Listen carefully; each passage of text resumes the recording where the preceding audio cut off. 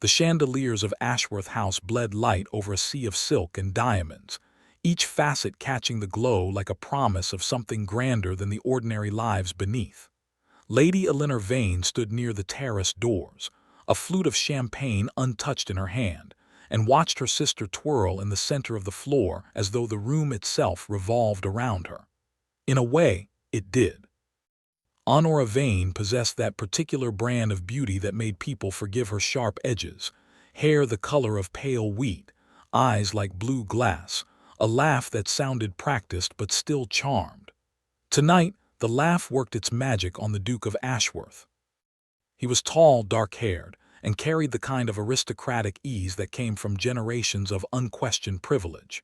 He had a strong jaw, a direct gaze, and a mouth that rarely smiled. When he did, the effect was disarming because it seemed so hard-won. Eleanor had observed him for years from ballrooms and theater boxes, and once, long ago, at a country assembly where he had stood by a window and watched the dancing with an expression she could not read. She had been 18 then. She was 23 now, and she had never forgotten the way the candlelight had fallen across his face. Honora was 20. Honora was the one he had noticed. A waltz ended. The Duke released Honora's hand, and the whole company seemed to lean forward as he lowered himself to one knee. Eleanor's fingers tightened on the stem of her glass. She heard her mother's quick intake of breath. The room hushed, not because anyone was surprised, but because the performance demanded reverence. The Duke produced a ring, an emerald set in silver, the Ashworth heirloom, and asked Honora to marry him. Honora's answering smile was flawless. "Yes, Your Grace, I will." Applause rolled through the ballroom. Eleanor clapped with the rest, her face composed, her heart somewhere beneath the floorboards. She did not weep. She did not flinch. She had learned long ago that a vain daughter must present an unbroken front, even when everything inside her cracked. Later, when the celebration splintered into smaller clusters of gossip and congratulations, Eleanor slipped down a corridor toward the library. She needed a moment away from the heat and noise, away from Honora's shrill happiness. The library door stood ajar, and as she approached, her mother's voice reached her. "You handled it beautifully, my love." Lady Vane's tone was silk over steel. "The Duke is besotted. He has not once looked at another woman tonight." "I told you he would not." Honora's voice carried the smug satisfaction of a woman who had never lost. "The Duke wants a pretty wife, not a clever one. He made that clear when he ignored Eleanor's little attempts at conversation during the season." Eleanor stopped, her chest constricted. "Eleanor was never a concern," said Lady Vane. "She lacks your charm. Besides, once you are Duchess, we can send her to the country. She will make a useful companion for your children, perhaps, if she learns her place." "If she does not, she can find employment," Honora said lightly. "I will not have her sulking about the house, reading her books and offering opinions no one asked to hear." A pause, then Lady Vane laughed, a low, satisfied sound. "You are your mother's daughter." Eleanor stepped back from the door. Her heart hammered. She moved silently toward the terrace, her slippers ghosting over the marble. Outside, the night air bit at her bare arms, but she welcomed the cold. She set her glass on the balustrade and looked up at the scattered stars, tiny points of light swallowed by the haze of London smoke. They had planned it, all of it. Her mother had schemed to put Honora in the Duke's path, and Honora had performed the part of the perfect bride.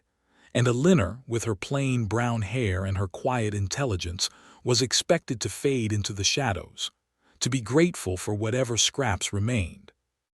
Behind her the terrace doors opened. She did not turn. "Lady Eleanor," the Duke's voice was low, measured, "you are missing the celebration." She smoothed her expression and turned. He stood framed in the doorway, the light from the ballroom spilling around him. He was even more formidable up close, his dark eyes unreadable. "I needed air, Your Grace. The ballroom is warm." He stepped outside, letting the door close behind him. For a moment, neither spoke. Eleanor felt the weight of his scrutiny, and it unsettled her. He had never looked at her like this, with attention, with something like inquiry. "You do not seem pleased by your sister's betrothal," he said. "I am delighted for her." "Are you?" It was not a question. Elinor lifted her chin.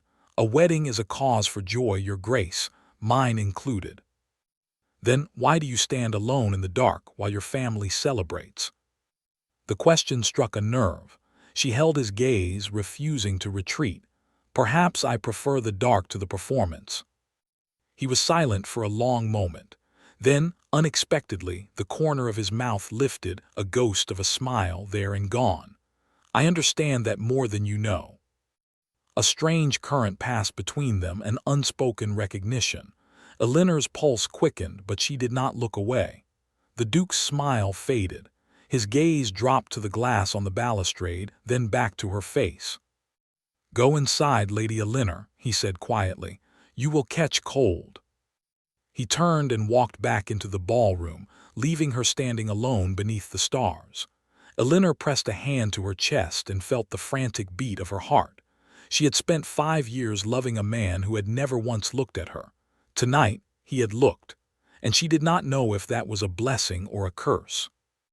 But in the distance, thunder rolled low and warning, and Elinor knew with sudden certainty that the storm was only beginning. Part 2. The weeks that followed were a study in quiet torture. Ashworth House became a hive of activity, but Elinor was not invited to participate. Her mother assigned her tasks suited to a poor relation, checking the stitch work on Honora's gown, sorting responses to the wedding invitations, arranging flowers she would never be allowed to enjoy. Honora floated through the house in a cloud of self-importance, issuing commands as if she already wore the ducal coronet. The Duke visited every Tuesday and Thursday. Elinor learned to make herself scarce during those hours, retreating to the small library at the back of the townhouse. It was a modest room, lined with volumes her father had collected before his death, and it was the only place where she could breathe without feeling the walls press in. But one Tuesday, as she sat by the window with a book open in her lap, the door opened without a knock. She looked up, expecting her mother's sharp face or a servant with some new demand. Instead, the Duke stood in the doorway. Elinor rose so quickly the book tumbled from her lap. "Your Grace, forgive me, I did not know you were here." "I asked for you," he said. "Your sister told me you were indisposed." Elinor's jaw tightened. Honora has a generous definition of the word. He stepped into the room and closed the door. The smallness of the library seemed to shrink further. Elinor's heart raced, though she kept her expression calm. "You have been avoiding me," he said. "I would not presume to avoid a duke in his own fiancée's house." "That is not an answer." He moved toward the window, his dark coat brushing the edge of a side table. "Every Tuesday and Thursday I arrive. You are not in the drawing room. You do not join us for tea. You do not appear at dinner unless your mother commands it. And when I catch your eye across the room, you look away as though I am something to be evaded." Elinor's throat tightened. He had noticed. All this time she had believed herself invisible to him, but he had been watching. The realization was both terrifying and strange. "You are betrothed to my sister, your Grace. It would be improper for me to seek out your company." "Improper," he repeated, as if testing the word. "Yet you came to the terrace at my own engagement ball. You stood in the dark and admitted you preferred it to the performance. Was that improper?" "I was speaking of the ballroom, not of you." He turned from the window and faced her. His dark eyes held her in place. "I remember you," he said quietly. "From a country assembly 7 years ago. You wore a blue gown. You sat by the window and watched the dancers with an expression that suggested you would rather be anywhere else." The floor shifted beneath her. "You remember that?" "I remember many things, Lady Elinor, but I did not think you would welcome my attention then. You were young, and I was not the sort of man a young woman should be forced to entertain." "I was not forced," she said, too quickly. "I simply did not wish to dance with men who found my conversation irrelevant." His gaze did not waver. And now, do you find my conversation irrelevant?" Before she could answer, the door banged open. Honora stood on the threshold, her beautiful face contorted with fury. Her eyes darted from the Duke to Elinor and back, taking in the closed door, the small distance between them, the fallen book. "What is the meaning of this?" Honora's voice was sharp as a blade. "The Duke and my sister, alone in the library with the door shut. Have you lost your senses?" Elinor opened her mouth to explain, but the Duke spoke first, his tone cool. "I came to retrieve a book, Lady Honora. Your sister was kind enough to assist me. There is no scandal here." "There is every scandal here," Honora snapped. "Elinor knows better than to be alone with any man, let alone my future husband." She turned on Elinor, her eyes glittering with malice. "Get out, and stay away from him. You understand me. If I hear of you speaking to the Duke again, I will see you banished from this house." Elinor did not look at the Duke. She gathered her dignity around her like a cloak and walked to the door. As she passed Honora, her sister seized her wrist and squeezed until bone met bone. "Stay in the shadows, sister," Honora whispered, so low only Elinor could hear. "That is where you belong." Elinor pulled her hand free and left the room without a word. She walked through the corridor, up the stairs, into her small chamber, and closed the door. Only then did she allow herself to press her fingers to the bruised flesh of her wrist and feel the sting of tears. But she did not cry. She sat on the edge of her narrow bed and stared at the wall, and she thought of the Duke's eyes in the library, direct, searching, and strangely kind. He had remembered her. He had noticed her absence, and Honora had seen it too. The war for the Duke's attention had been declared, and Elinor was on the losing side. Outside, the city's bells told the hour. Somewhere in the house, a footman called out. A carriage clattered by. Elinor sat motionless, her hands folded in her lap, and waited for the next blow to fall. Part 3. The wedding day dawned gray and cold. A bitter wind swept through London, rattling the windows of the Vane townhouse and carrying the smell of rain. Elinor rose before the servants, dressed in her plain gray gown, and went to her sister's chamber to perform the duties assigned to her. Honora sat before the mirror in a froth of white silk, her hair already dressed in ringlets, her face a mask of petulance. "You are late," Honora said without turning. "The hour is early," Elinor replied evenly. "I am not late." "You will not speak back to me today, not on my wedding day." Honora's eyes met Elinor in the mirror. "You will dress me, you will arrange my veil, you will carry my train if I ask it, and you will smile while you do it. Is that clear?" Elinor did not answer. She picked up the pearl-tipped hairpins and set to work, her hands steady, her expression smooth. She pinned the veil with exacting care, her fingers moving through her sister's hair the way she had done 100 times before. She hated this, the servitude, the submission, but she would not give Honora the satisfaction of seeing her break. When the carriage arrived, Elinor climbed in beside her mother, opposite the bride. Honora chattered nervously, her earlier malice replaced by a fluttering excitement. Lady Vane dabbed at her eyes with a lace handkerchief and called it joy. Elinor looked out the window at the grim London streets and felt nothing at all. St. George's Church was filled to overflowing. The ton had turned out in force to witness the marriage of the season. Elinor stood at the back of the church, half hidden behind a pillar, as the organ swelled and Honora began her slow procession down the long aisle. The Duke stood at the altar, his face grave, his eyes fixed on the bride. He wore dark blue velvet with silver embroidery, and he looked every inch the nobleman.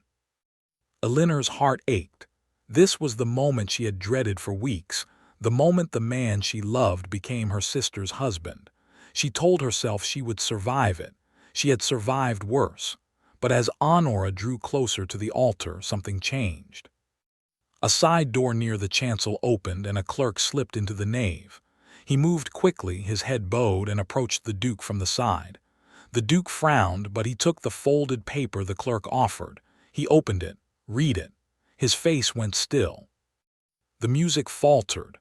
Honora reached the altar steps, radiant beneath her veil, and paused for the Duke to take her hand. He did not move. He stared at the paper in his grip, and then he looked up at Honora, and there was no warmth in his expression. "Your Grace," the bishop prompted. The Duke folded the letter and tucked it into his coat. He turned his head and scanned the church, searching.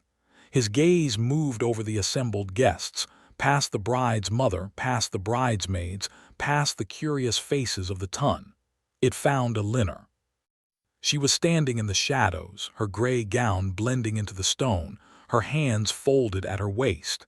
He looked at her for a long moment. Then he stepped away from the altar. A murmur rippled through the congregation. Honora's smile wavered. "My lord, what are you doing?" He did not answer. He walked down the steps, past the startled bishop, past the gaping guests, past his own family seated in the front pews. He walked down the long aisle with measured, deliberate strides, his eyes fixed on Elinor. The murmurs became gasps. People turned in their seats. Someone dropped a prayer book. Elinor's breath caught. She could not move. The Duke stopped in front of her, close enough that she could see the tension in his jaw, the muscle flickering at his temple. "Lady Elinor Vane," he said, his voice carrying through the silent church. "I am told the woman at the altar has betrayed me. I am told she met another man in secret last night and pledged herself to him before dawn. I am told the marriage contract would be built on a lie." He paused. "I have read the proof. I have no doubt of its truth." Elinor could not speak. The church seemed to spin around her. Honora let out a strangled cry. Lady Vane rose to her feet, her face white with shock. The Duke reached out and took Elinor's hand. His grip was warm, steady, and entirely unexpected. "But I did not come here to stop a wedding," he said. "I came here to marry a woman of honor." He raised his voice so that every soul in the church could hear. "The wedding will proceed, but not with Lady Honora." He turned to the bishop. "I will marry Lady Elinor Vane." The words dropped into the church like a stone into still water. Honora screamed. Lady Vane clutched her chest. The guests erupted into chaos, but Elinor stood motionless, her hand in the Duke, her mind reeling. She had dreamed of this moment for years, but never like this, never as a weapon. She looked into his dark eyes, searching for the truth. He held her gaze, and for an instant she saw something beneath the cold authority, a flicker of vulnerability, a question he had not yet spoken aloud. He was offering her everything, but she did not know if she could trust it. Part 4. The chaos swallowed the church whole. Honora collapsed into the arms of the nearest groomsman, her elegant swoon marred by the ugly sound of her screams still echoing off the stone walls. Lady Vane pushed through the crowd, her face livid, her composure shattered. Guests rose from their pews in a tide of silk and scandal, craning for a better view. The Duke did not release Elinor's hand. "You will not," Lady Vane hissed, reaching them. "You cannot, this is madness. The banns were read for Honora, the contracts." "The contracts are void if the bride is unchaste," the Duke said coolly. "The proof is in my pocket. Do you wish to see it, Lady Vane, or would you prefer to speak privately before the whole of London?" Lady Vane's mouth opened and closed. For once, her sharp tongue failed her. Elinor watched her mother's face crumble from fury to fear and felt a cold satisfaction she did not like in herself. "The bishop is waiting," the Duke said. He looked at Elinor and his voice softened. "I know this is sudden. I know you did not expect it, but I am asking you to marry me, not as a replacement, not as a rebuke to your sister, as my choice." Elinor's heart thundered. Her hand was still in his, and she was acutely aware of every pair of eyes in the church fixed on her. The ton would talk about this for years. She would be painted as either a schemer or a saint, and there would be no middle ground. But beneath the fear, beneath the humiliation of being made a public spectacle, something else stirred. Hope, dangerous, unreasonable hope. She pulled her hand free. The Duke's brow furrowed, but he did not argue. She lifted her chin and spoke quietly, so only he could hear. "You have had weeks to choose me, Your Grace. Months, years, by your own admission. You did not. You chose her. You courted her. You proposed to her in front of everyone. And now, because she has betrayed you, you turn to me as if I am a second choice to be scooped from the ground like a fallen coin." His jaw tightened. "That is not. That is exactly how it looks," she said. "And I will not be married under the shadow of my sister's disgrace. I will not be a weapon you wield against her. I will not stand at that altar while half the guests whisper that I schemed to steal you." Her voice did not waver. "If you want me, your grace, you will have to prove it. But not like this. Not in the wreckage of someone else's wedding." She turned and walked down the aisle. The crowd parted before her, stunned into silence. She heard her mother call her name, heard Honora's sobbing, heard the rising murmur of gossip. She did not look back. She pushed open the heavy church doors and stepped out into the cold gray morning. Rain had begun to fall, a fine drizzle that clung to her hair and lashes. She walked to the carriage, but it was the bridal carriage, decorated with white ribbons and flowers. She could not bear to touch it. Instead, she lifted her skirts and walked down the steps to the street, her shoes slipping on the wet stone. "Lady Elinor." The Duke's voice carried over the rain. She stopped but did not turn. She heard his footsteps on the steps behind her, quick and sure. Then he was beside her, his dark coat already damp at the shoulders.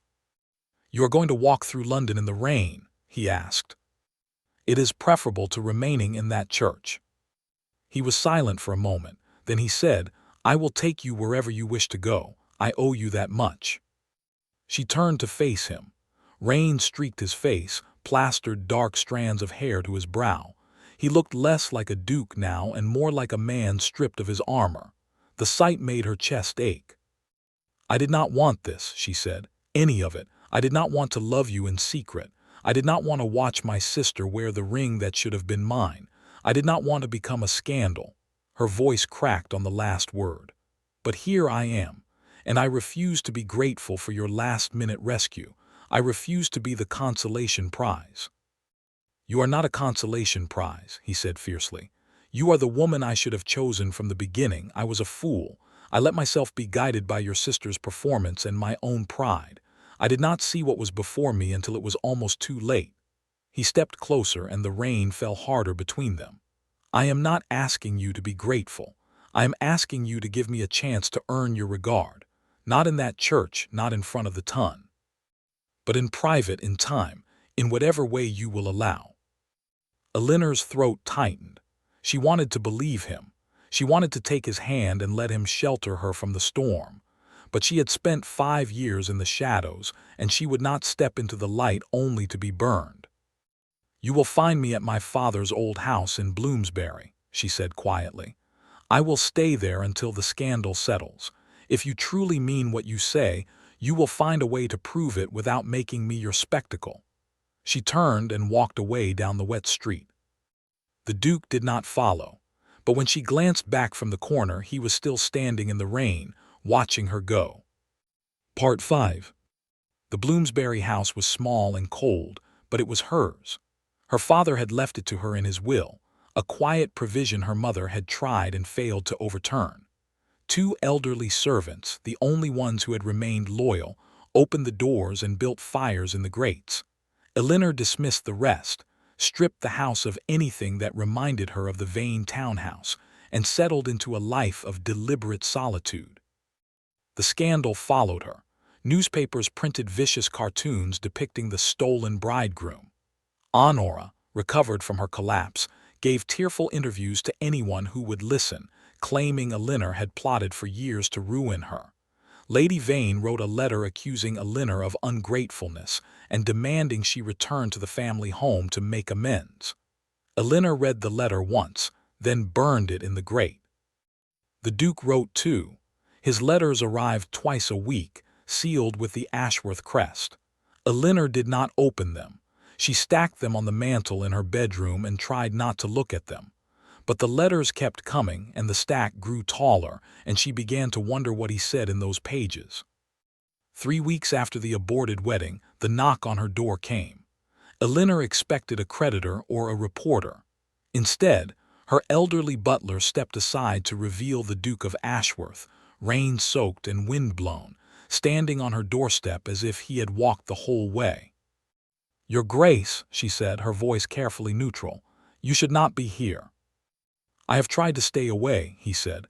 "I have written letters, I have waited, but I will not let you disappear into this house and pretend the world outside does not exist." He paused. "May I come in?" She should refuse. She should close the door and return to her quiet life. But the truth was that she had missed him, and the admission shamed her.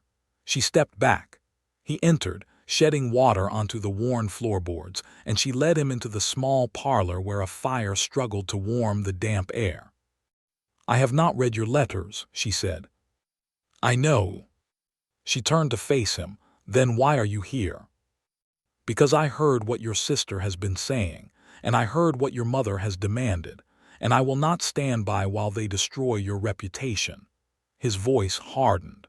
"I also heard that your sister plans to visit you today, to force you to sign a confession that you schemed to steal me. Is that true?" Elinor's eyes widened. "How did you?" "Servants talk," he said. "The Vane household has been leaking secrets like a sieve since the wedding. I have eyes in that house now. I know what they intend."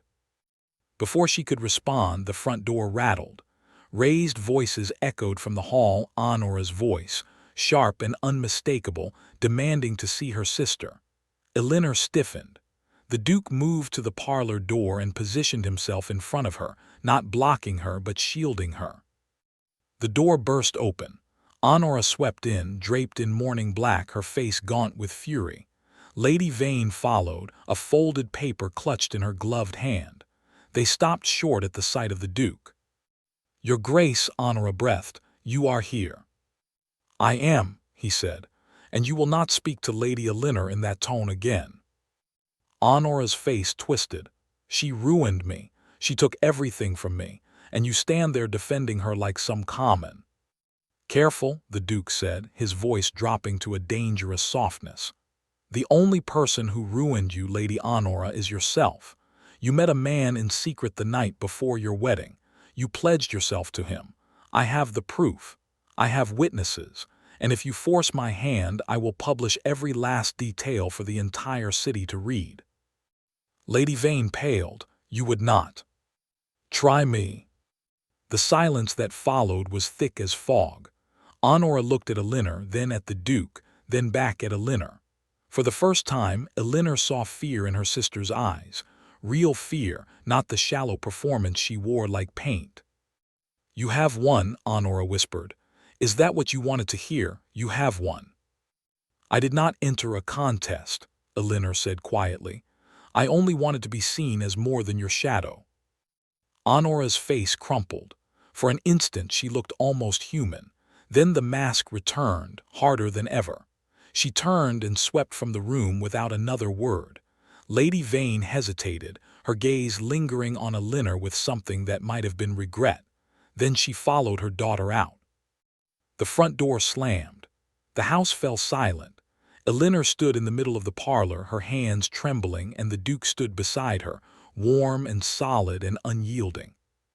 "You did not have to do that," she said. "Yes, I did." He turned to her and his voice gentled. "I have spent 3 weeks trying to prove myself through letters you would not read. Today I thought I might do better with actions." He paused. "Will you at least allow me to escort you on a drive? No expectations, no witnesses, just a quiet road and honest conversation." Elinor looked at him, at the rain still dripping from his coat, at the earnest worry in his dark eyes, at the man who had walked past her sister and chosen her, even when she had refused him. Slowly, she nodded. "I would like that," she said. For the first time in weeks, the weight in her chest began to lift. Part 6. The drive was not at all what Elinor expected. The Duke arrived the next afternoon in an unmarked carriage, drawn by a pair of matched greys and driven by a coachman who had clearly been instructed to maintain discretion. No crest on the door, no livery, just a simple black carriage and a man who looked relieved when she climbed in beside him. They drove out of London, past the crowded streets and smoky squares, past the last ragged edge of the city, until the road opened into green country. The rain had given way to a pale sun, and the fields shimmered with residual light. The Duke did not speak for a long while, and Elinor did not fill the silence. It was not an uncomfortable quiet. It felt, she thought, like two people learning how to breathe in each other's company. "I want to show you something," he said at last, "at my estate in Kent." She raised an eyebrow. "That is a long drive for a first outing." "It is where I first saw you," he said, "7 years ago. The country assembly was held in the village near my estate. I want you to see the place where it happened." Elinor's heart turned over. She had not thought of that night in years, except as a bittersweet memory, but he had remembered it with a clarity that still surprised her. They arrived at Ashworth Hall in the late afternoon. The house was vast and gray, built in the Palladian style, surrounded by formal gardens and ancient oaks. It was beautiful, but Elinor felt no awe. She felt only the weight of belonging to a life that had never been hers. The Duke led her inside, past bowing servants, through the great hall and up the broad staircase. He stopped before a set of double doors at the end of a long corridor. "This is the portrait gallery," he said. "I want you to see something." He pushed the doors open. The room was long and bright, lined with portraits of Ashworths dating back 3 centuries. But at the far end, near a window that faced the gardens, hung a small painting that seemed out of place. A country scene, not a portrait, filled with figures dancing around a maypole. And in the corner of the painting, a young woman in a blue gown sat on a stone bench, her face turned toward the viewer with an expression of wistful amusement. Elinor stepped closer, her breath caught. It was her, painted from memory, softened by time but unmistakable. The same brown hair, the same direct gaze, the same half-smile. "I commissioned it after that night," the Duke said quietly. "I did not know your name. I asked the artist to paint what I described. He captured you well, though not perfectly. You laughed more than that in person." She could not speak. The painting was a declaration, more intimate than any letter he could have sent. She turned to face him, and for the first time she let herself see him not as the cold Duke, not as the man who had humiliated her sister, but as a man who had carried an image of her for 7 years. "Why did you not ask for an introduction?" she asked. "Why did you not seek me out?" He looked down, and for a moment he seemed almost uncertain.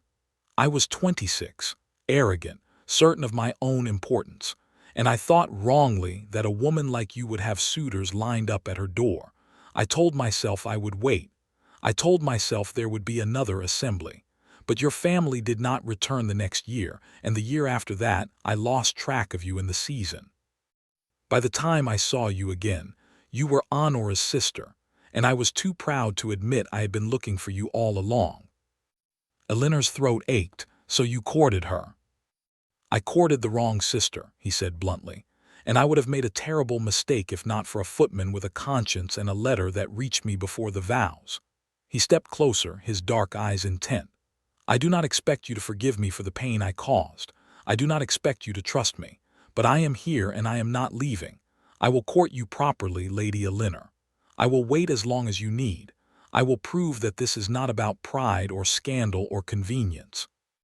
It is about you." The words hung in the air, steady and sincere. Elinor looked at the painting, then back at him.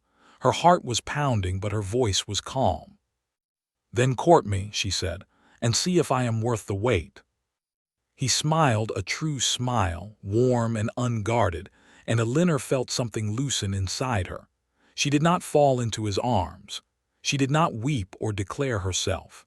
But she took a step toward him, and he took a step toward her, and the distance between them narrowed to a promise. Part 7. The Tun expected a hasty wedding. They whispered that the Duke would rush Lady Elinor to the altar before the scandal could breathe. They were wrong. He courted her with deliberate slowness, as if savoring each small victory. A walk in Hyde Park, a box at the opera, a quiet supper at the Bloomsbury house with the elderly servants pretending not to watch. He brought her books and asked her opinions. He listened when she spoke, truly listened, and did not interrupt. He endured Honora's cold stares at parties and Lady Vane's brittle pleasantries. He did not rise to the barbs of rival suitors who still circled, hopping to claim the woman society now called the sensible sister. Elinor watched him earn her trust one small act at a time. She did not make it easy. She challenged him, questioned his motives, and refused to perform. And he did not flinch. He seemed to enjoy her sharpness, the way she cut through pretense and demanded truth. The more she pushed, the more he steadied. In late autumn they returned to Ashworth Hall. The gardens had turned to gold and rust, and a cold wind swept the lawns. The Duke led her to the portrait gallery once more, to the painting of the girl in blue. But this time a new canvas stood beside it, covered with a cloth. "What is this?" Elinor asked. He pulled the cloth away. The painting was of her, but not as she had been. She sat in a window seat, a book open in her lap, her face lifted toward the light. She wore a simple gray gown, and her expression was calm, knowing, alive. There was nothing idealized about it. It was simply her. "I wanted to see you as you are now," he said. "Not as a memory, as the woman I have come to know." Elinor's eyes stung. She had spent so many years believing herself invisible that seeing herself through his eyes felt like being reborn. She swallowed hard and looked at him. "You know I love you," she said quietly. "I think I always have, but I would not marry a man I loved if I did not also respect him. And I respect you, your grace, more than I ever thought possible." He reached for her hand. His grip was warm and sure. "Then will you do me the honor of becoming my wife, not because the world expects it, not because your sister lost her chance, because I cannot imagine my future without you in it." The words were simple. They were not poetry. They were better. "Yes," she said, "I will marry you." They were married in the small chapel at Ashworth Hall on a cold December morning, with only a handful of witnesses. Honora did not attend. She had retreated to the country with her lover, a barren son with little fortune and less reputation, and had not been heard from in weeks. Lady Vane sent a stiff note of congratulations that Elinor read twice and then set aside. The Tun gossiped, as the Tun always did. But when the Duke and his new Duchess appeared together in London the following spring, there was no mistaking the truth. He looked at her as if she were the only woman in the room, and she looked back at him with the steady confidence of a woman who knew her worth. They spent the summer at Ashworth Hall, walking the gardens, reading in the library, and learning the quiet rhythms of a shared life. The portrait of the girl in blue remained in the gallery, but the Duke moved the new painting into his private study, where he could see it every day. When Elinor asked him why, he said simply, "The memory was a beginning. This is what I want to remember." And so the Duke, who had once walked past the wrong bride, found his way to the right one. It had not been easy. He had been proud and blind. She had been wounded and guarded. But in the end, they had chosen each other, not by accident, not by convenience, but by the slow and certain grace of two people who had learned to see clearly. The Tun remembered the scandal for a season, then found a new one to discuss. But Elinor never forgot. She carried the memory of that cold morning at St. George's like a talisman, the moment her sister's lies had unraveled, and a Duke had walked past the bride to choose the woman waiting in the shadows. It was not the wedding she had dreamed of. It was better. Because it was real. And it was hers.